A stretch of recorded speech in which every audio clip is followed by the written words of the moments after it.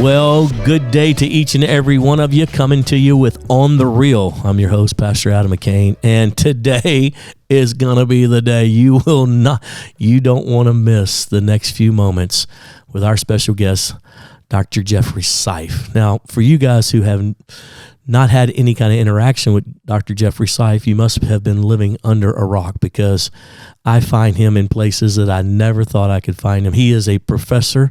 He is a brilliant thinker. He is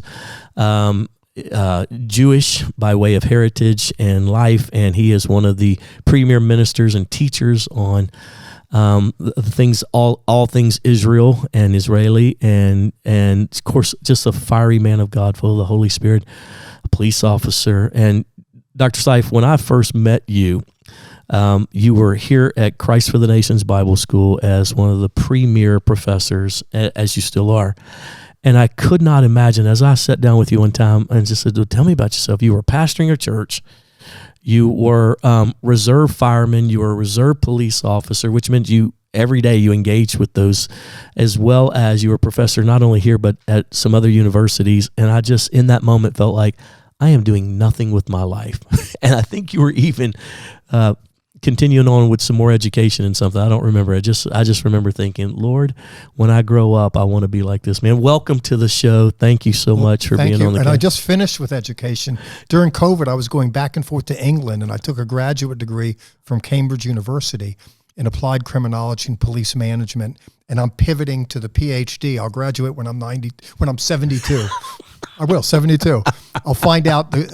My advisor sent me an email this morning that the committee's meeting next week. I think I'll get it. Yeah, I think you're a shoe-in. Apply for the PhD. Now, of all things, right? Because your original doctorate degree is in... It's ministry theology. That's what I'm trained in. But I have secular and sacred vocations. In the sacred, I went to the Moody Bible Institute in Chicago. I went to the seminary, took a master's and a doctorate from Southern Methodist University. Yeah. In the secular, I'm a police academy graduate. I have a certification from Harvard. I have a master's degree from Cambridge, and then a PhD coming at 72. Yeah, at 72. Got to keep learning.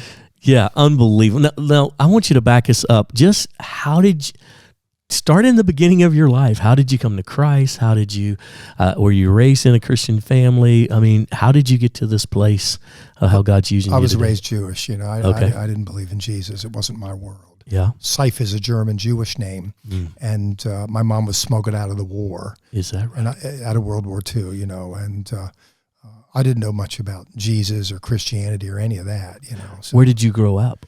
Well, if you ask my wife where I grew up, she'd say I didn't. But if you're wanting a physical location, I'm from Harrisburg, Pennsylvania. Is that right? Yeah. And spent most of your childhood there? Yes. Okay. And then how did you end up in the Dallas area? I wound up taking a job here, frankly. I was at Moody Bible Institute in Chicago, and I was afforded the opportunity to take a ministry position here, and I did. Yeah. I see you on Christian television all the time. I hear you on radio. Boy, the standards are really low for Christian TV. No, don't let anybody on. Yeah, that's not true. And all the work that you do in Israel, and this whole podcast is about On the Real, kind of the behind the scenes. I thought it was a fishing show. I was wondering, can you come and talk about On the Real? Like, Jesus. Catching the big fish. I don't know what I know from fishing, but if it's for you, I'll do it. Thank you. Oh, you meant REAL. Yeah. Does that mean I have to be really honest? One of the things we love about you that no one would ever have to ask you to be really honest, because what I love about you is what you see is what you get. When you first got into ministry, tell us some of the difficulties. I was shocked. Yeah, I want. Yeah, to me, I felt like I'm walking through the woods. There's snipers in the trees. I'm getting shot. I don't know where it's coming from. I thought I'm a pretty good guy. I love the Lord. I'm not perfect, but I've learned that people just don't have problems. There's something inherently problematic about the human condition. And I was just surprised by how trippy it was and how precarious it was. Yeah. And it shocked my wife, because my wife was like, if you're a friend, you're a friend for life. But she sees people coming and going and coming and going and all of this. And to me, it was rather trippy. I had to get adjusted to the fact I just got to learn to love people. Yeah. And I don't own people. I don't control people. And I learned you got to love them. If they're with you for a season, it is what it is. But I had to learn to keep a good attitude because it was very disorienting. Did you start in ministry more teaching, like as a No, professor? I'm talking about pastoral work. So- Teaching is easier because they're stuck with you. Yeah. Everybody has to be nice to you at least till the end of the semester. Till they get that grade. And then they say what they really think when they fill out the the assessments. the assessment. No, it's different. And television is different. I work in television. Teaching, I've been a professor for over 30 years in a variety of venues. No, pastoral work to me is really tough. Is that where you started in ministry, was pastoral? No, I started as a missionary. I got a job with the American Board of Missions to the Jews. And it entails pastoring. You're gathering people together. You're pioneering a Hebrew Christian congregation. And did you do that in the Pennsylvania area originally? No, in Dallas. In Dallas. I came and I took that slot. I saw a statistic the other day, and we've been quoting it a lot around our church. I think it was something like the average American has about 7 close relationships in their lifetime that will come and go. The average pastor has 7 a year, 7 or 8 a year. So they get close to you, and then they leave you.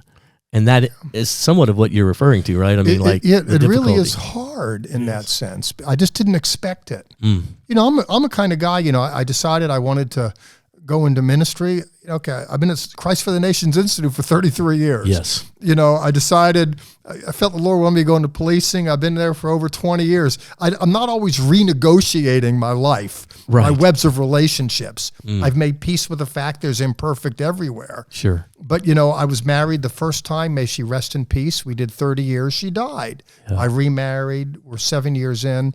I'm the kind of guy, I just kind of bloom where I'm planted, with whom I'm planted. And that's an anomaly. And I'm not better than anyone. Most people are renegotiating. They marry for an ideal. They think they got a raw deal. They go searching for a new deal. And okay, I'll do the charismatic church now, then I'm a Methodist and I'm this. And people just kind of rotate. And I know people are watching. I'm not trying to make anybody feel guilty. Sure. But I'm just saying that I decided I don't want to be that way. Yeah.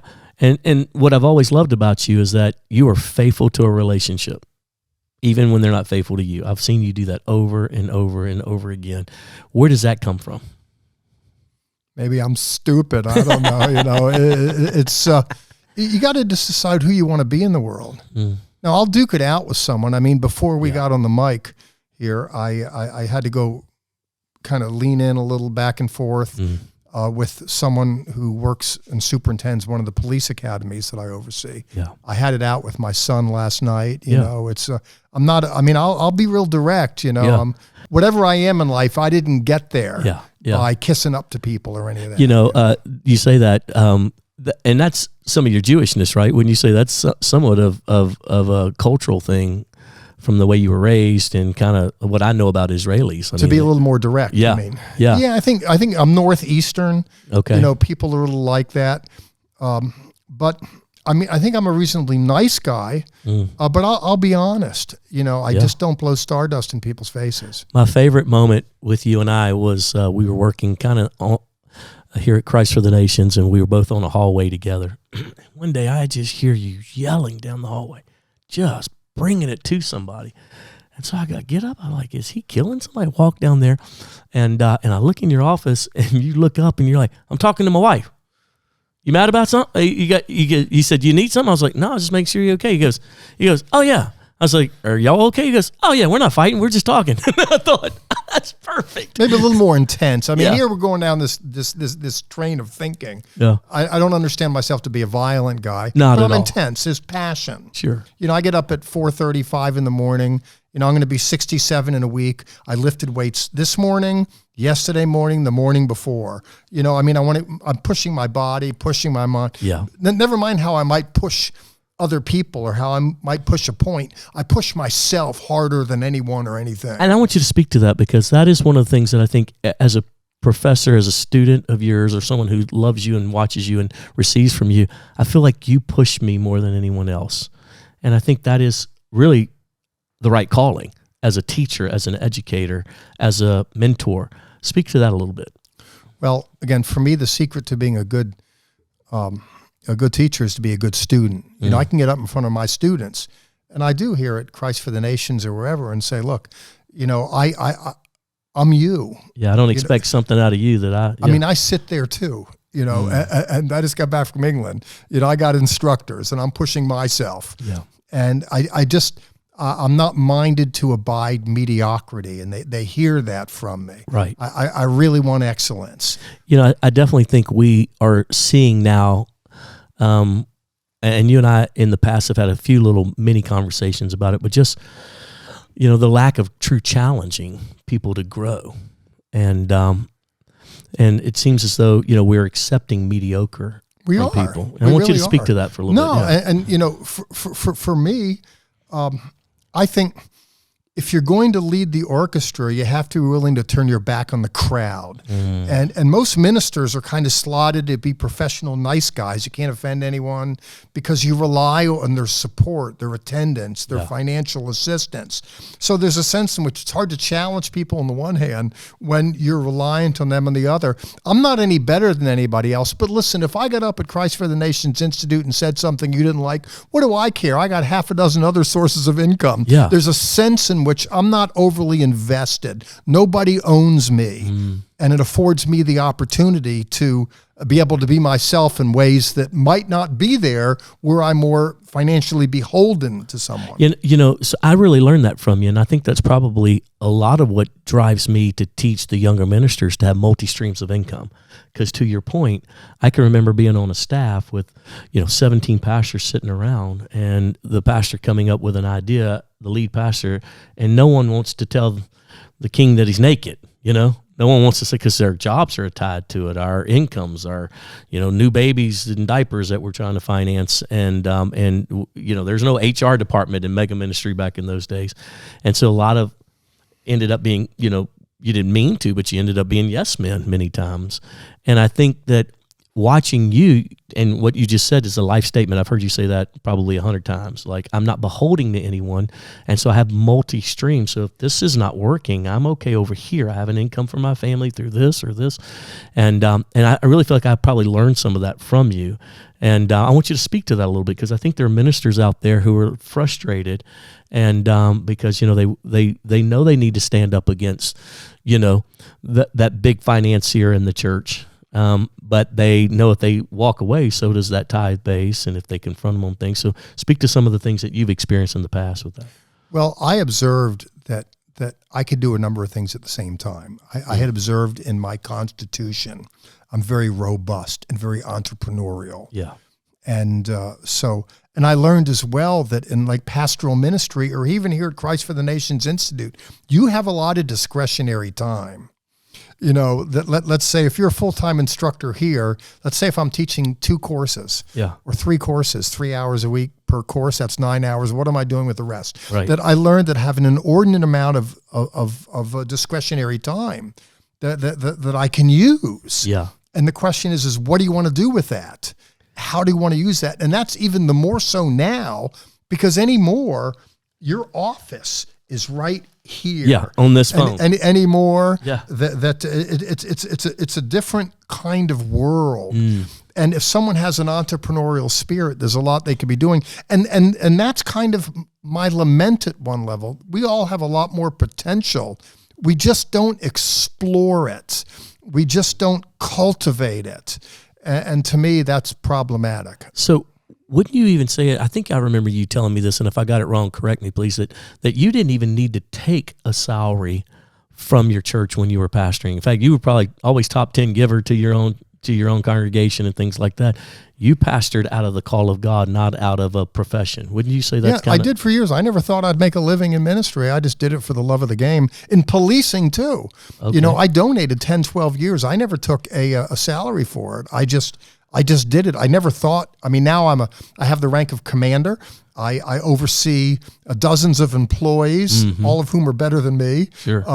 From chiefs of police retired to captains and lieutenants and others, and I oversee a police academy at three different campuses. I never thought that this was going to be a career. I just donated it. Yeah, and that's in part the missing ingredient. By the way, to that. Yeah, speak to that. I think especially in in congregational work. Everybody wants to be discovered and get a speaking engagement and get a stipend. If people would just learn the power of just giving, of donating, and I think it's a mistake for ministers, by the way. Ministers just ask people for money. No, someone said to me, Jeff, you just want me for your money. I said, that's not true. I want you for a lot more as well. Why just settle for cash? Even people don't have money, they have time. That's right. If there's 168 hours in a week, I don't have any money to give. Can you tithe some time? Yeah. In other words, there's a whole different world if we envision things that we can do in life to roll up our sleeves and get involved in. Tell me, what was your draw? Because you started from the Bible Institute that you came from. You started probably with the ministry mindset that I've got to go be full-time minister.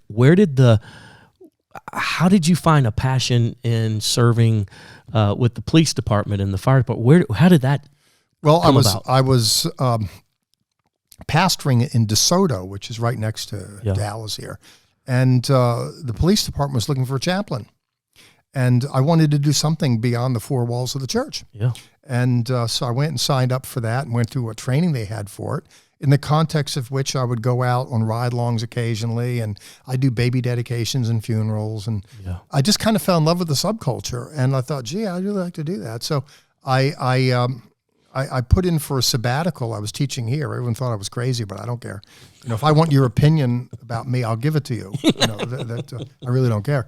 I got to look at myself in the mirror every day, not people that think I'm crazy. Yeah. Someone said, I think you're crazy. I said, look, it's a lot worse than you think, but that's tough, you don't understand the habit.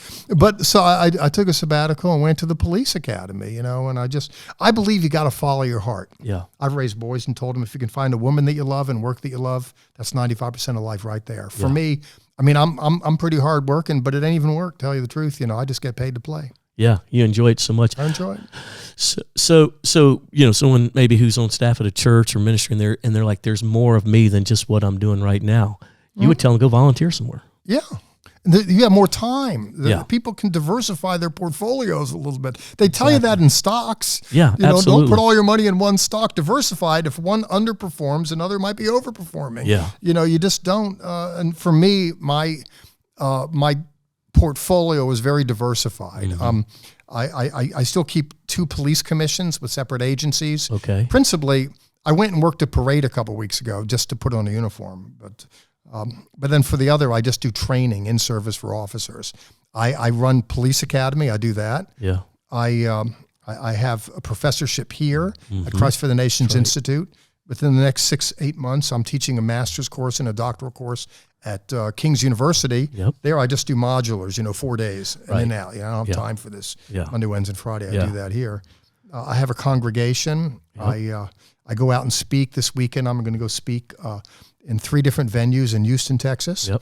You're on television. I have a TV program that I just got back from Israel 3 weeks ago, shot that. Yeah. And I'm going to be a student. I just finished at Cambridge. I graduated in September 2022. Actually, I finished in the spring, but I went there for the graduation ceremony. And now next week, I'm really crossing my fingers and hoping. I expect I'll get in, but I don't want to assume it. I want to do a PhD. That's 5 more years in that. Wow. I want you to take us through, because one of the things that the students at Christ for the Nations love are your police stories. Yeah. And I'm sure you've got 1, 2, 3, your top ones that they all love. And but our listeners and those viewing maybe haven't got to hear them. Give us your top. Well, they used to be fresh because what the students here would make me let them go on ride-alongs with me. And for me, I would take the students on ride-alongs. Yeah, the dean was crazy. I'd bring back girls at 3:00 in the morning. I'm glad I didn't know about that. I wouldn't have let them do it. When I was the director, I'm glad I didn't know about that. But they'd say, take me out, So for me, I didn't have any time during the day, so I'd have to go out at night, do a shift or 2 a week. And they were always... into the midnight hour. Oh, beyond the midnight hours. And I would do it. In fact, I was so excited about it. Even when I went to bed at night, I'd have the police radio on. If there's a good hot call, I want to wake up and hear it and go back to bed. I don't want to miss nothing. That's hilarious. I just really loved it. But now cop stories, what do you want from me, Adam? I'm an administrator. I run a desk. I want the old school beat cop. Okay, what kind do you story. want? What do you want? The one that shook you the most, maybe not gore, but just like hilarious, maybe. Because I think most of what you deal with is domestic violence calls, You right? get a lot of that. I'll tell you one of my favorite cop stories. Okay, favorite. I'm going westbound on Wintergreen Road between I-35 and Polk in DeSoto. And I catch a car going eastbound, going westbound. He's going eastbound, 14 miles over the speed limit. So I turn around, I light the guy up. I light him up. He's got himself a Cadillac, a 1990s model, big rims. You know, this brother's kind of chilling, leaning back, you know. And so It's like a recliner going down the highway. He's kind of like he's just kind of chilling. It's a summer day. You know, I go up to the guy. He's got tattoos all over the place and an eardrop. You know what an eardrop absolutely. is? Means he killed somebody. So this guy's done time in the pen. And this guy, I mean, I work out, but he didn't work out. He was welded together, for God's sake. You know? So I go up to the guy and say, look, excuse me, sir, I'm Officer so-and-so, blah, blah, blah. I pulled you over and need to see a license and insurance. So he gives me a card. He says, look, I don't have the insurance with me. I says, no worries on that. I'll just look it up the computer. I go back to the car. So then, you know, the way you're trained is you got to keep your eye on the guy. Sure. You can't just get focused on the computer. So, you know, I hold the card up, and I notice it's not a driver's license. It's an ID card. So I run him in the computer, and it says his driver's license suspended. He's got an ID card. I run his registration all the while I'm looking at the car, and I see it's expired, and there's no insurance. Okay. And then all of a sudden, the computer starts... Right, it's kind of like a slot machine that's hit pay dirt. Then the warrants start coming in. Oh my goodness! You know, You didn't call it a big fish. Yeah, this guy's a little fish. This guy's wanted from all kind of agencies. So I go up to the guy and I say, "Look, here's the deal," and I ask you for your license. And you giving me this ID thing? ID. Yeah, you don't have a license. Yeah, I'm not supposed to let you drive the car. I'm supposed to write you a ticket for speeding and for not having a license. And by the way, I ask you for your insurance. You don't have insurance. I'm supposed to write you a ticket for no insurance, and I'm supposed to impound the vehicle. Oh, and by the way, you don't have any registration. That's expired. I'm supposed to write you a ticket for that. So what'll happen is I'll tow your vehicle, and then every day it's at the impound. it's charging you $75. Oh, yeah. But until you can get the insurance and the registration to get it out of hawk. And he looks at me, and I says, the other thing, I says, here's the deal. I'm supposed to write you a bunch of tickets, pull you out of the car, and take your car to jail, and pound it. Now, talk about going to jail. Yeah. You have warrants from half a dozen different agencies. Everybody wants you. He looks at me. I says, here's the deal, man. I says, I gave him back his plastic ID. I says, here's the deal. You're going to drive down the road like you never met me. I says, let's just call this Christmas in July. Yeah. Okay. And I'm going to give you a break. And he said to me, he says, man, no one's ever done that for me before. Wow. He starts crying. You shut up. Now, here's a guy. Serious. Here's a big, tough, buff guy. Yeah. You know, all tattooed up. He doesn't cry in front of his woman. Never mind some white police officer on the side of the road. He starts crying. He says, you know, I just never experienced this before. He didn't expect that from the police, you know. Yeah. And I said, here's the deal, man. I'm a Christian. You know, the Lord's given me some breaks. So I'm honestly happy to spread it around. Then he tells his story. You get a window in his heart. He said, you know I have those warrants for my arrest. But here's the deal. I just got out of the penitentiary, you know, and I just got a low-paying job. I'm trying to take care of my woman and take care of my baby. And between the rent and the food, I just don't have a lot of money left over. So I can't pay those tickets. Yeah. You know, and I know that my registration's expired, but I got to drive. Some people are just jammed up by circumstance. That's right. And for me, to be sure, I've had fun as a cop, guns out, police chases, fighting. Wow. But I love the grace moments personally. Yeah, that's really my favorite police story. Yeah, no, what an impactful piece. I want you to bring us back because you mentioned something quickly, and I don't want to take too much time here without getting to cover this piece. I want you to walk us through. You mentioned the loss of your wife. Yeah, 30. How many years? 30 years. 30 years married. And I was friends with you as you watched from a distance, as you went through that. And your wife passed. She was diagnosed with... She had primary peritoneal cancer, ovarian cancer. Ovarian cancer. She got it late. And, yeah, and you guys walked through that for a year? It's a 2.5 years. It's a very weird stretch of highway.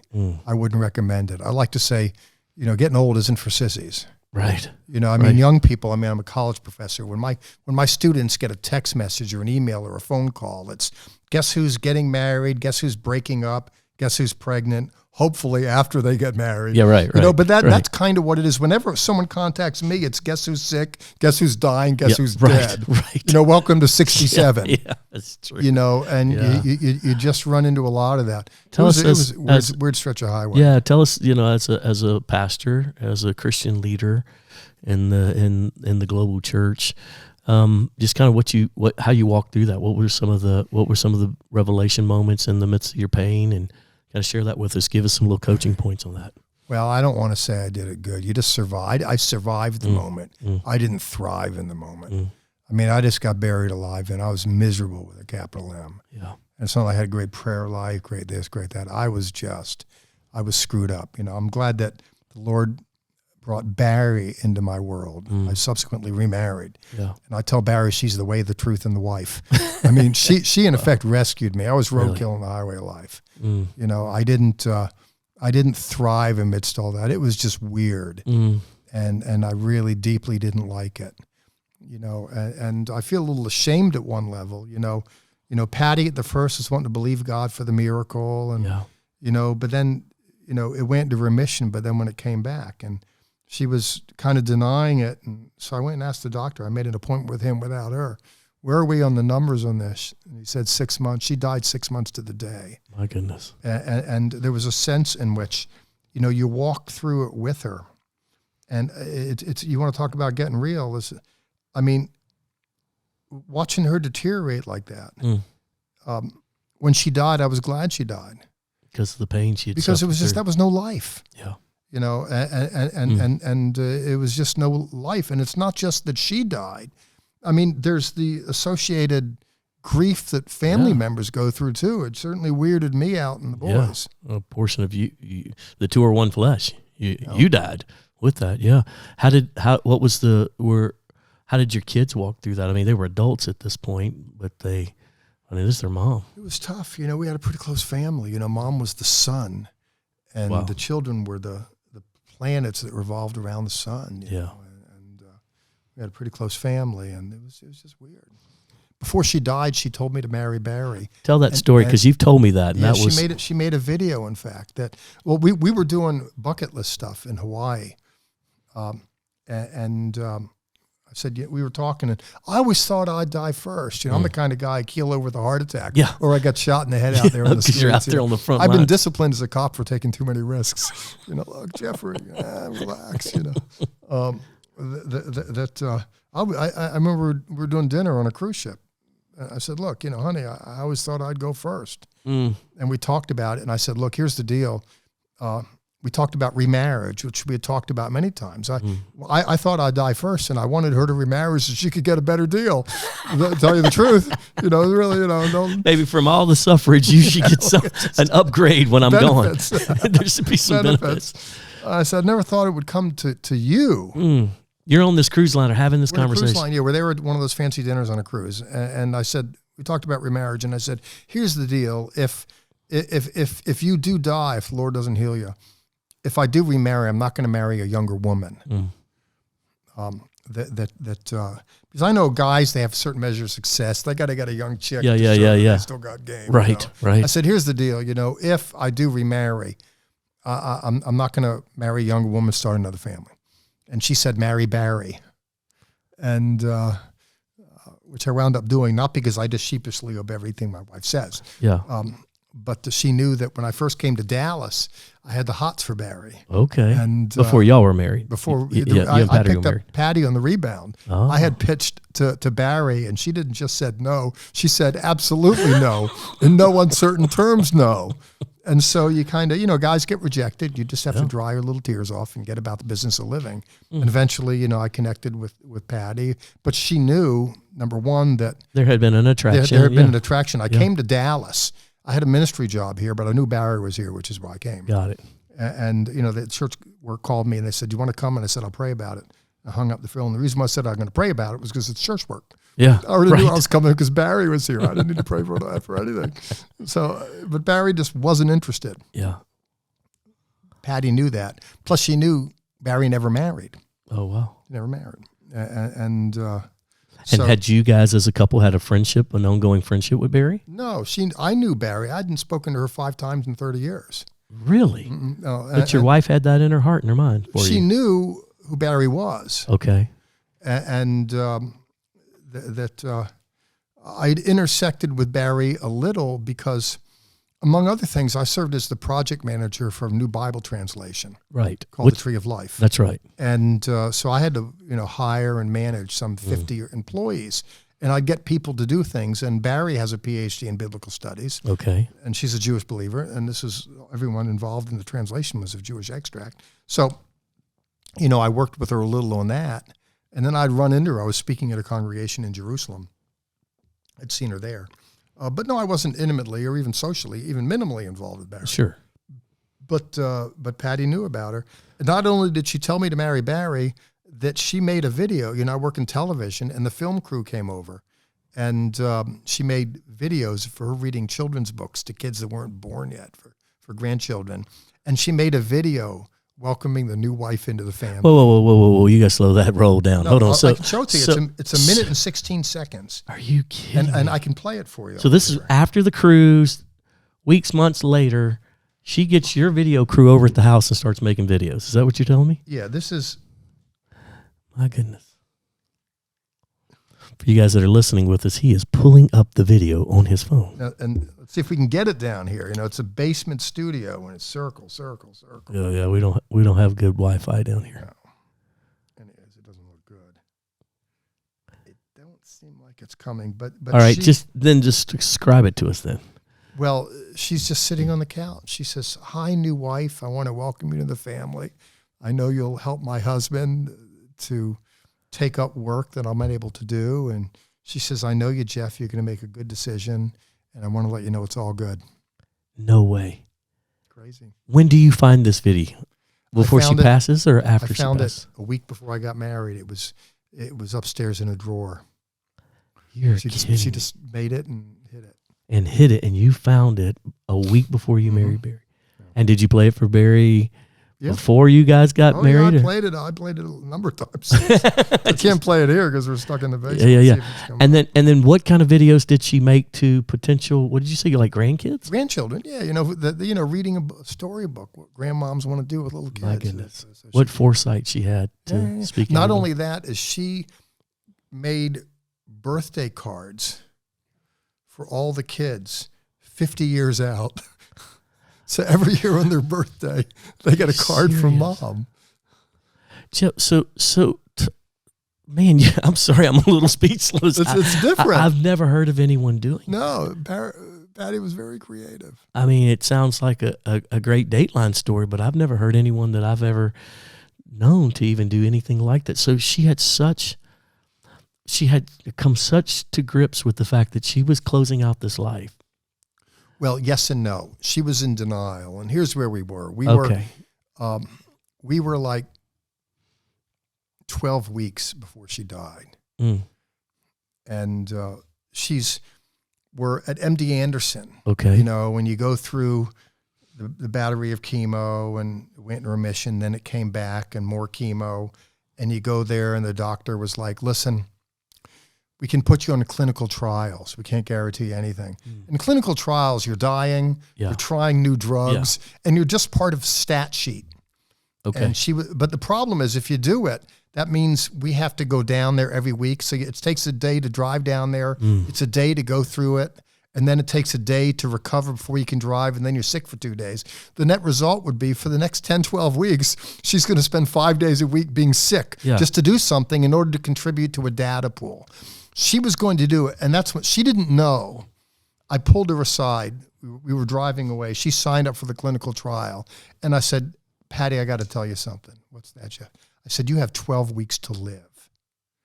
And it's kind of where it is. That's what the doctor said. We have this thing timed out, this data. You're going to have to decide how you want to finish out. You spent your life serving humanity.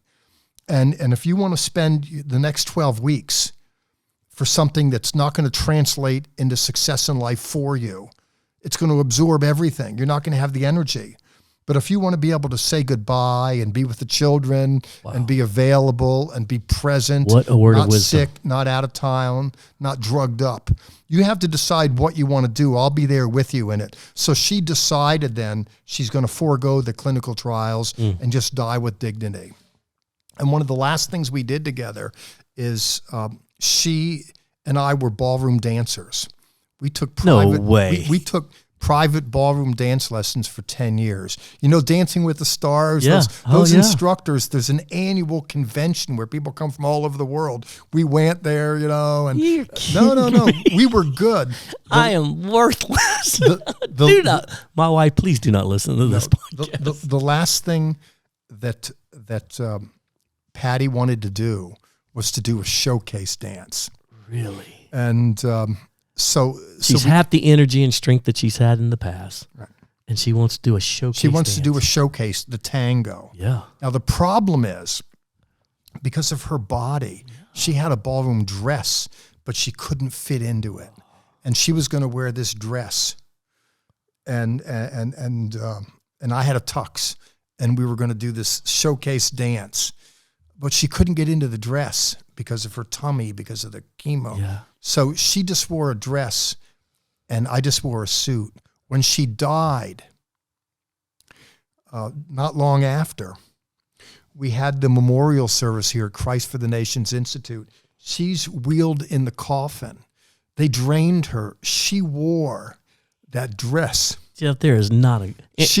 people are crashing their cars right now listening to this. She wore the dress. My goodness. To the funeral, and I wore the tux. You're kidding me. Now, you know, when you rent a tux when you get married, you rent the tux, but you don't rent the shirt. You have to buy the shirt. That's right. When I married her, I rented the tux, but I bought the shirt. I turned the tux in, but I kept the shirt. 30 years. What I did is I couldn't do the dance with her, but to say goodbye to her, I wore that shirt to say hello. Oh my. And then I wore it to say goodbye. Oh, you know, I couldn't take her to the dance. Yeah. But we did it here at Christ for the Nations Institute. Oh my goodness. That's different. That's on the real. That's why I'm crying a little My bit. Tell the goodness. story. Wow. And then you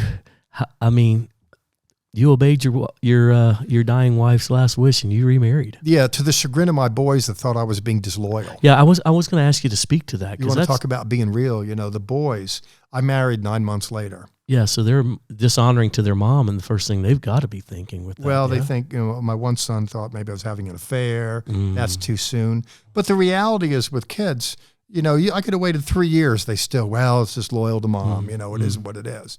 But I told them, look, here's the deal. You know, I was 60 years old.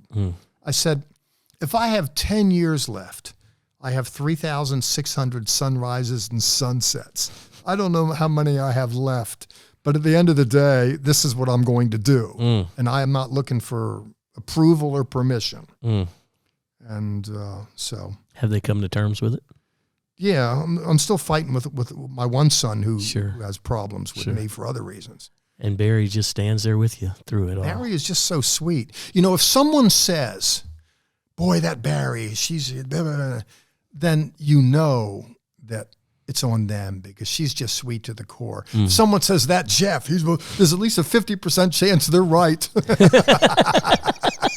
If they're mad at me, it's at least 50-50. But Barry, you know, she's Mother Teresa incarnated. I mean, she's authentically beautiful. I have to work at it. Yeah. She's just beautiful. So I want to throw you a curveball. You ready? So those of you that are listening, if you've ever known Dr. Jeffery Seif, he's my go-to. He and his buddy, Dr. Michael Brown, for all things theological. I trust these guys more than anybody else. And I'll never forget one time, I was just struggling with the Old Testament, you know, covenant piece of tithing with the New Testament covenant piece of giving. And you gave me a few minutes and you just broke it down for me. It was just so powerful. And what you're seeing in theology, in ministry, because I always say, you know, if your theology is straight, then your life will be straight with God. But then I see people focus so much on theology that they don't apply it to their everyday proper walk with Christ. And so then, you know, can't keep marriages together, but they want to sit around arguing theology. what you're seeing right now. Speak to us kind of as where we're going. Some of the things that you're concerned about. Some of the things you feel like, hey, the church needs to get this straight. Do you have any key points there?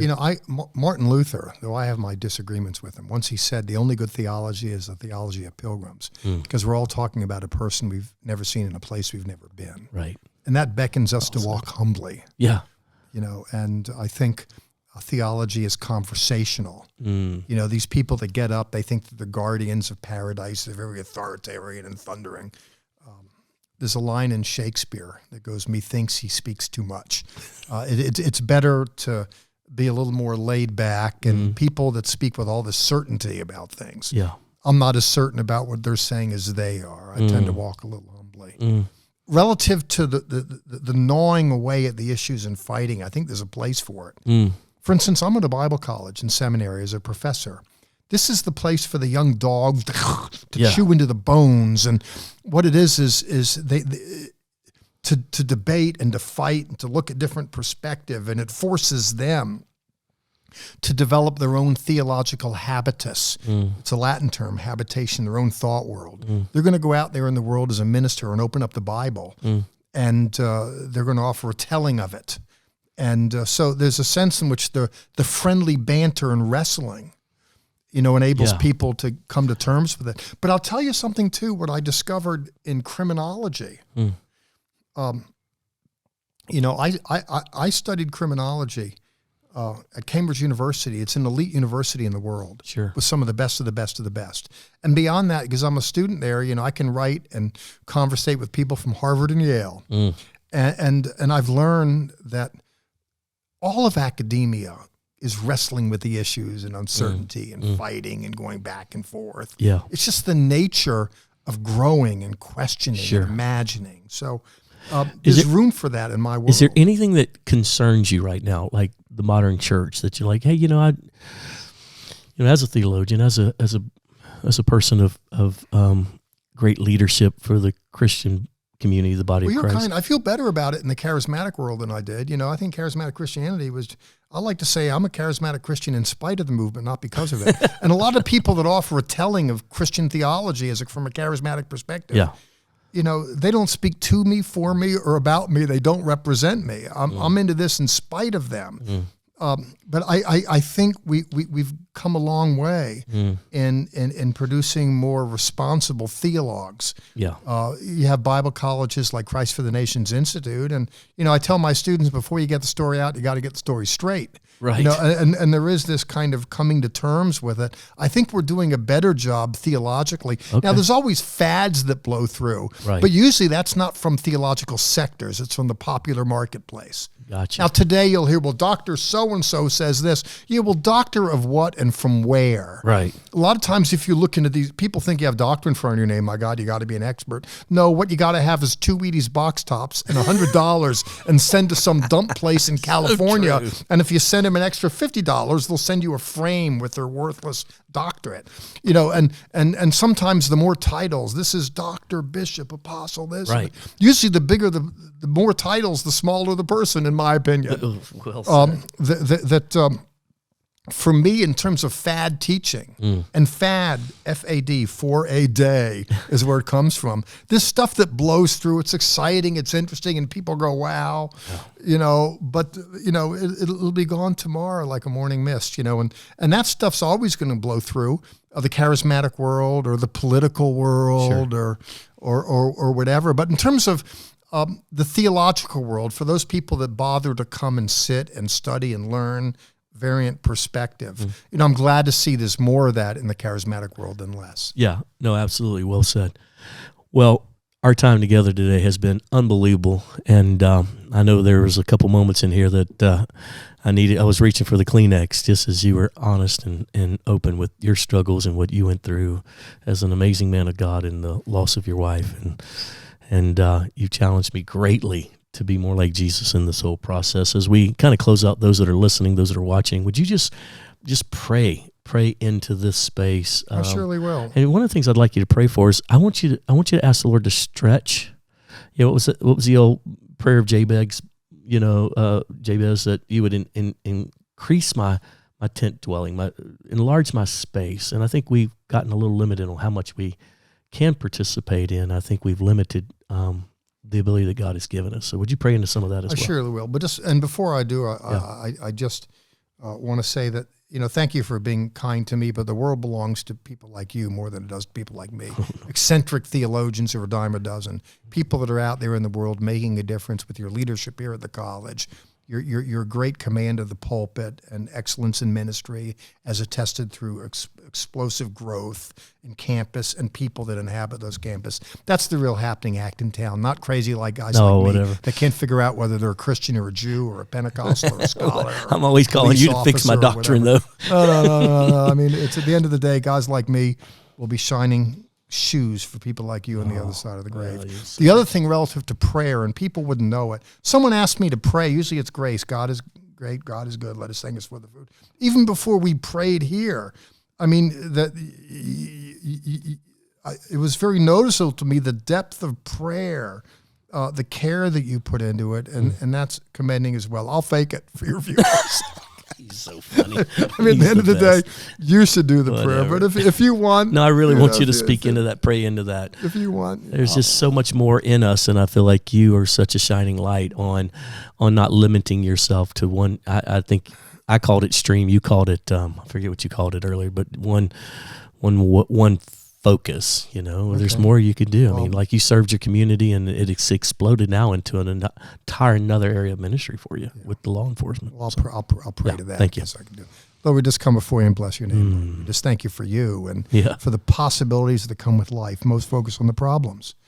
Lord, we just thank you for the possibilities. Lord, I believe life's a garden. There's fruit out there for the picking, Lord. And help me and help us to lift up our heads, to open our hearts and minds to the future, to seize the opportunities that are there all around us. We don't see it because our heads are down. Lord, I pray, Father, help us to be industrious, to be entrepreneurial. Yeah. Lord, I didn't ask to be born. I don't know there was a special request box in heaven, and I said, please send me. But I'm down here on the planet, Lord. My mother opened up the doors, dropped me off, and here I am, Lord. Yeah. And Lord, I want to make the most of this thing called a life, Father. I pray those within the sound of my voice and image similarly will be the more so motivated to do something with this thing called a life, to throw their energies against the uncertainties of the future, to walk by faith, to dare to dream. Troubles me, Lord, particularly with young men. They don't dream. They don't reach for the stars. If they did, they'd land somewhere among them. Most just kind of drag along in life like a grasshopper, Father. Lord, give us vision, Father. Help us to be in touch with the things that resonate within us, Lord. The seedbed for future, for energy, for divine unction, Lord, that we look for a calling. We want to hear a voice. Lord, we want you to grab a hold of us. Talk about getting real. We want to be the fish. Hook us and bring us into the boat of a thing called future, Father. And Lord, whatever that future is, it's already in us. It's not beyond us. It's in us, Father. Help us with discovery, Lord. Lord, thank you for this time together, the good people. It's just not me and Adam here, but great friends that produce all this and those that financially support it. Many blessings, we pray. In Jesus' name, amen. Amen, amen. Well, you heard it here, Dr. Jeffery Seif. You want to find some of his information, Googling Dr. Jeffery Seif. You can find his broadcast on Daystar, I think, as well as there's some on TBN. Yeah, Daystar. It's called Our Jewish Roots. Our Jewish Roots, and that's on Friday nights at... Fridays at 5, Wednesdays at 10. Wednesdays and a variety of independent stations. Yeah, and then a couple books that you put out there, right? Too many books. Yeah, too many books. Anything is the Bible. Yeah, Google all of that and go pick some of that up on Amazon and some of the other places you buy books. Again, Dr. Jeffery Seif, thank you for being with us. Glad to be with you.